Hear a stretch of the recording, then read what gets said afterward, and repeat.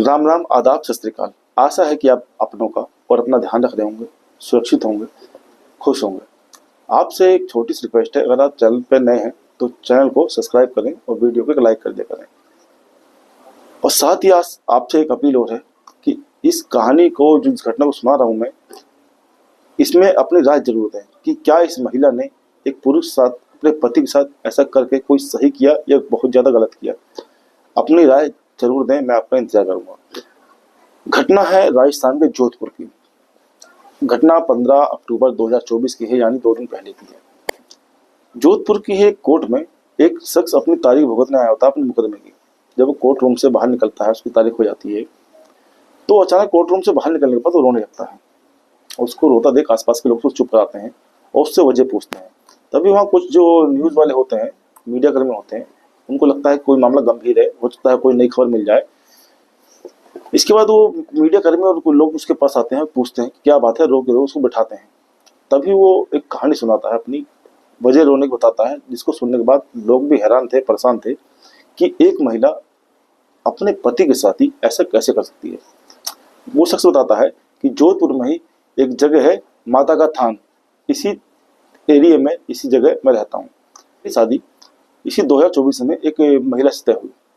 जैसे उससे मेरी शादी तय हुई, सगाई हुई, उस महिला ने मेरे साथ जल्दी शादी करने का दाव बनाया।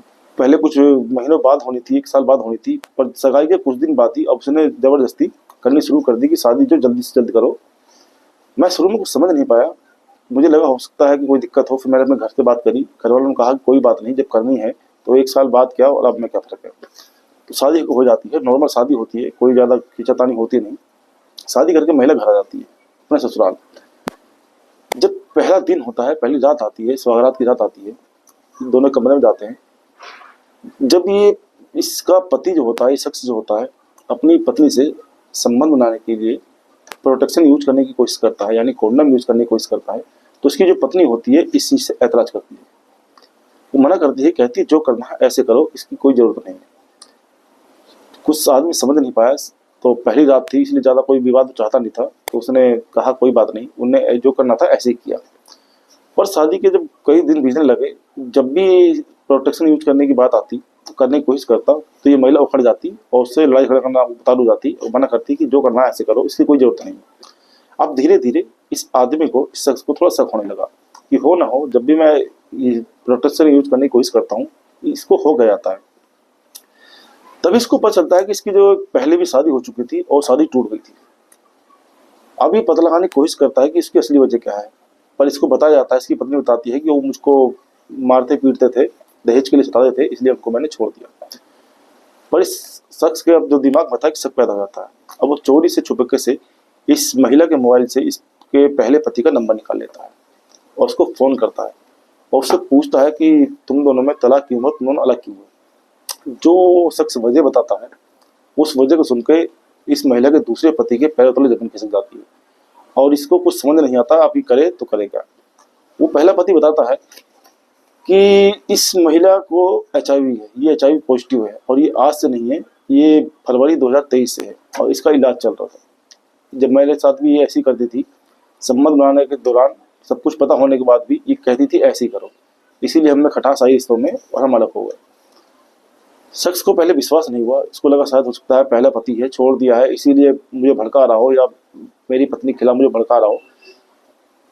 तो ये उससे कहता है कि तुम सच बोल रहे हो। तो पहला पति बताता है कि अगर तुम विश्वास नहीं है तो मैं कुछ कागज भेज देता हूँ जहाँ से इसका उपचार चल रहा था, तुम कागज को देख लो और तसल्ली कर लो। उसको भी देखने विश्वास ना हो तो जहाँ अस्पताल में इसका इलाज चला तो तुम वहां जाके कंफर्म कर सकते हो। अब वो जो शख्स होता है, पहला पति, इसको व्हाट्सएप पे पेपर भेजता है। पेपर देखने के बाद इसकी परेशानी जो है और बढ़ जाती है। उस पेपर से पता चलता है कि इस महिला को फरवरी 2023 में ही पता चल गया था कि इसको HIV है और इसको बिना बताए, इससे छुपाए, इससे शादी कर दी गई। तभी महिला इससे बिना उसके कॉन्डम के सेक्स करने की बात करती है ताकि मुझको भी ये चीज़ हो जाए। पर कोई भी पत्नी ऐसा क्यों चाहेगी? अगर ऐसा हो भी गया था तो पहली बात तो बिना बताए ये शादी करनी नहीं चाहिए थी, और कर भी ली थी तो बिना प्रोटेक्शन की चीज़ गलत थी, क्योंकि 100% था कि ये जो बीमारी है जिसके पति को हो सकती थी। इसके बाद वो कागज चेक करता है तो पता चलती है कि इसका इलाज इसके बाद वो कागज चेक करता है इसको। जब इसका पति दूसरा कागज चेक करता है और तसल्ली करता है तो पता चलता है इसका इलाज जो है वो अजमेर से और एक झालावाड़ है, उस झालावाड़ से इसका इलाज चल रहा था वहां से।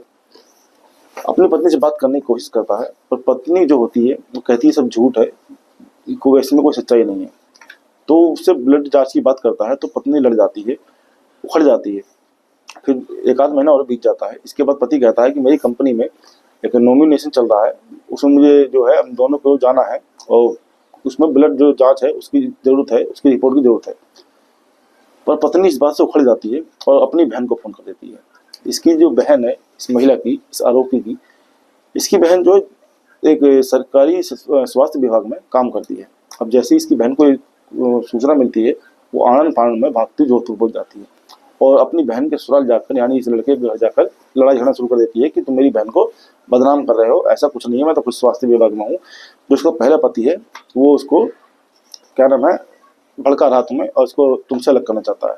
तो सच कहता है मुझे इसमें कोई मतलब नहीं है, तुम गलत समझ रही हो, मेरी तो कंपनी में नॉमिनेशन चल रहा है और छोटी सी जाँच करनी है कि ब्लड की हम दोनों की।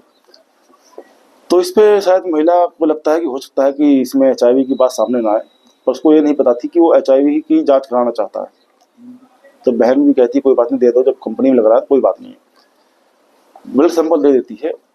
उसके बाद जब उसकी रिपोर्ट आती है तो उस शख्स के पैर तले फिर जमीन खिसकती है, क्योंकि ये रिपोर्ट जो अब आई थी इसमें साफ साफ क्लियर हो चुका था कि इस महिला को HIV है। अब इसके बाद में तनाव बढ़ जाता है, विवाद होता है। इसकी बहन फिर आती है और कहती है कि तुमने ये जांच करा के बहुत गलत किया है, तुमने सही नहीं किया। इसमें शख्स बोलता है कि तुम लोगों ने ठीक नहीं किया, तुम्हें अगर ऐसा कुछ था तो हमारे साथ शादी करवाई क्यों और हमें तुम्हें सच्चाई बताई क्यों नहीं। इस पर दोनों बहनें जाती हैं कमरे के अंदर बैग लेके और जो सामान होता है समेटती हैं, उसको लेके निकल लेती हैं। इसके बाद जब कमरे में इसके ससुराल वाले जाते हैं देखते हैं कि जो सब जेवर है और जो कुछ नकदी थी ये दोनों बहनें लेकर वहाँ से रफू चक्कर हो जाती हैं। इसके बाद मामला थाने में जाता है। इसी में जो माता थान है इसी थाने में जाता है। थाने में जाने के बाद भी ज़्यादा कोई कार्रवाई होती नहीं है। फिर इसके बाद कोर्ट में पहुंच जाते हैं। अब जब जांच होती है तो पता चलता है जो महिला है इसके बहुत ज़्यादा पहले अवैध संबंध थे और एक नहीं कई मर्दों से थे और उसी चक्कर में इसको ये चीज़ हो गई, क्योंकि कई आदमियों से संबंध बनाने के बीच शायद किसी एक शख्स ऐसा भी था उसमें जिसको एड्स था और उससे इस महिला को लग गया। अब इस महिला को जब एड्स का पता चला तो इसने ठान लिया कि अब जितने भी शख्स होंगे वो सबको कर देगी। पर शायद इस महिला को अपनी गलती का एहसास नहीं था। जब कई मर्दों संबंध इसने अपनी मर्जी से बनाए ये चीज़ हो गई तो दूसरे मर्द जो अनजान है या इसके पति हैं उनकी क्या गलती है।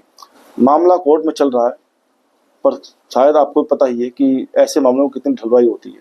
अगर यही किसी एक महिला को पीड़ित किया होता जो कि बहुत गलत होता है, अगर मान लिया किसी ने करा होता है, कोई महिला झूठा इल्जाम लगा देती तो उस शख्स का क्या होता।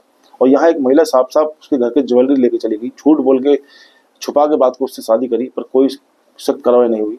महिला अपने घर में मौज मार रही है, पूरे घर के सामान ले गई पर कोई कार्रवाई हुई नहीं। आप अपनी राय कमेंट बॉक्स में जरूर दें, आपका इंतजार रहेगा आपके कमेंट्स का। और अपना प्यार आशीर्वाद चैनल पर बनाएं, वीडियो को लाइक करें, चैनल को सब्सक्राइब करें। जय हिंद, धन्यवाद।